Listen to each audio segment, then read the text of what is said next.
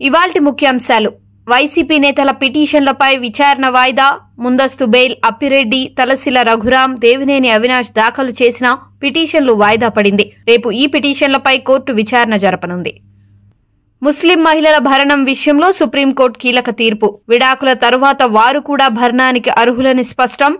దీనిపై హర్షం వ్యక్తం చేస్తున్న ముస్లిం మహిళలు. రాష్ట్ర వనరులు, సంపదను ప్రజలకే పంచుతాం భట్టి. సంక్షేమం, అభివృద్ధి కార్యక్రమాలను ముందుకు తీసుకెళ్తున్నామని భట్టి వ్యాఖ్య.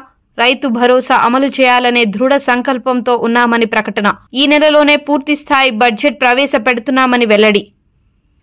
ఇడుపులపై ఐఐటీలో గంజాయి, మంత్రి లోకేష్ ఆగ్రహం. గంజాయి కలకలంపై సమగ్ర విచారణ జరపాలని అధికారులకు లోకేష్ ఆదేశం. గంజాయిని ప్రోత్సహించే స్థానిక నాయకులపైన కఠిన చర్యలుంటాయని ప్రకటన. హీరో రాజ్ తరుణ్ పై లావణ్య సంచలన ఆరోపణలు. రాజ్ తరుణ్ తనకు అబార్షన్ చేయించాడని ప్రకటన. ఆసుపత్రి డాక్యుమెంట్లతో పాటు 170 ఫోటోలను పోలీసులకు అందజేసినట్లు వెల్లడి. దీంతో రాజ్ తరుణ్ పై కేసు నమోదు చేసిన నార్సింగ్ పోలీసులు.